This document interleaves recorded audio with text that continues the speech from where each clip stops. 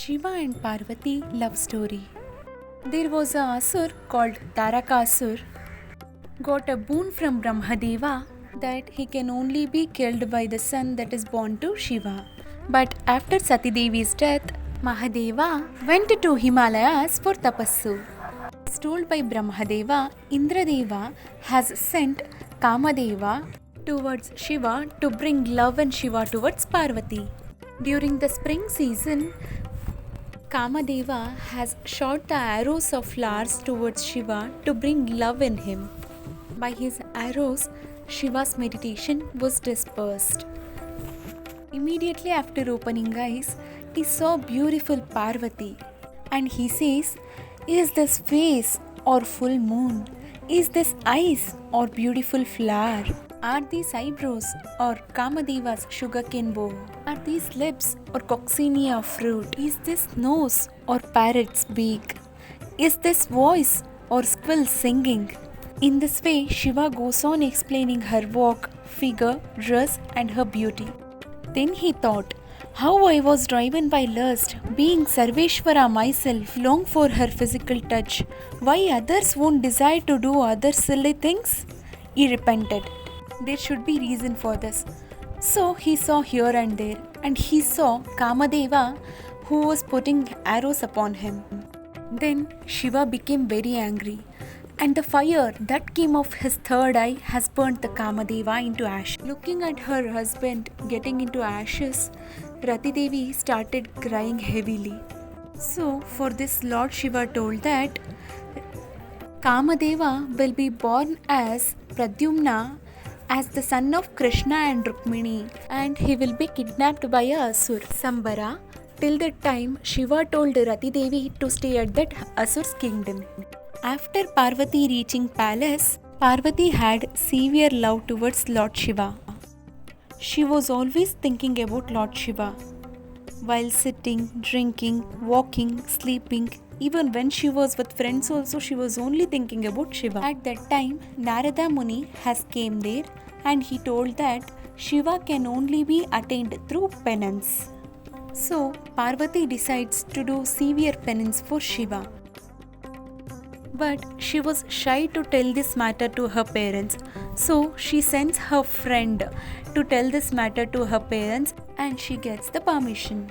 So she immediately starts and gets ready to do penance, and she leaves to Himalayas and starts doing severe penance. Even greatest saints can't do such type of penance.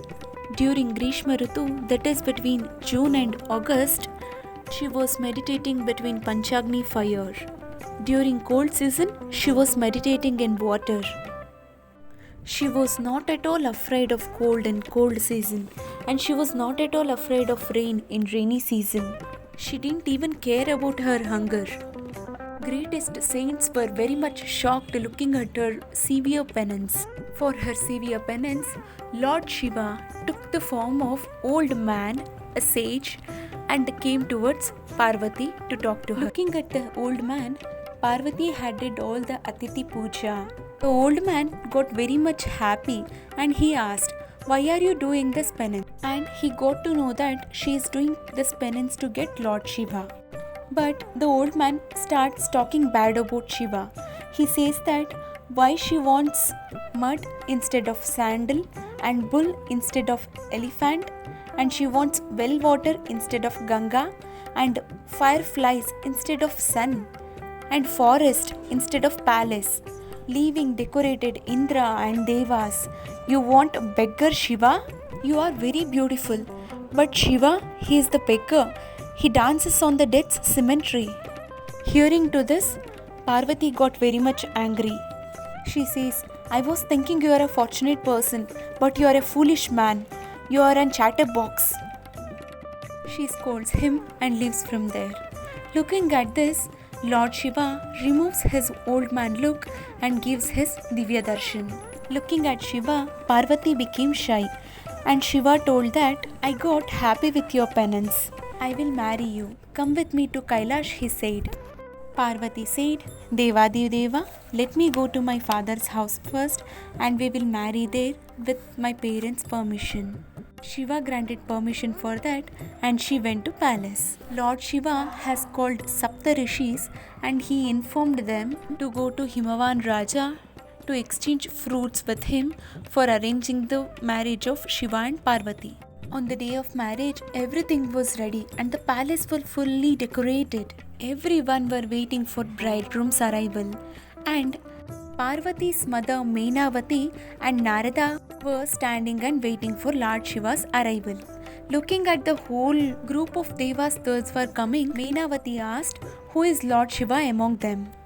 Looking at Gandharva Raja, Kubera, Varuna, Indra, Suryadeva, Chandradeva, Brahma and Vishnu. "Is that Shiva? Is the Shiva?" she asked.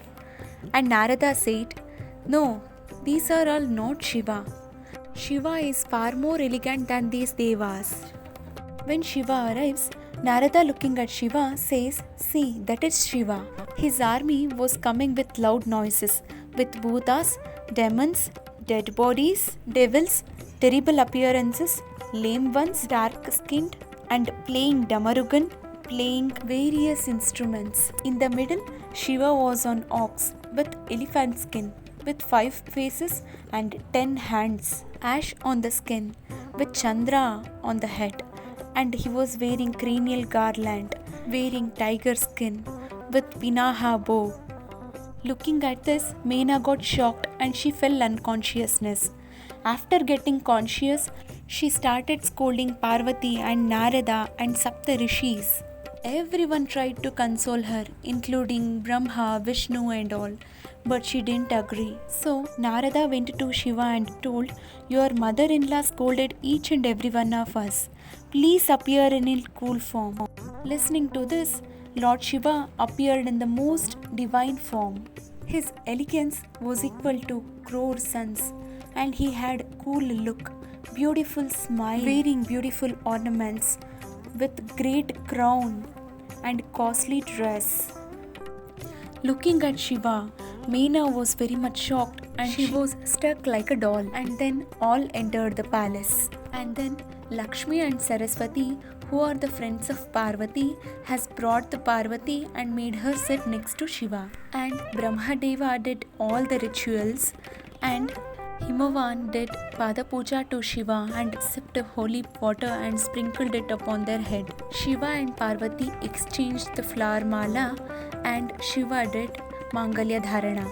And everyone blessed them, putting Akshata and flowers. And they completed Saptapadi, completed all pujas. Then Shiva and Parvati were made to sit on asana and told various stotras for them. And told that you both are father and mother for whole world. Shiva and Parvati blessed everyone. And then Shiva and Parvati left to Kailash. And this is said in Shiva Purana that whoever listens to this story will get all the wealth, Aishwarya and all Kanya Labhas with all the fullness. Thanks for watching. Please subscribe to know more about Bhakti.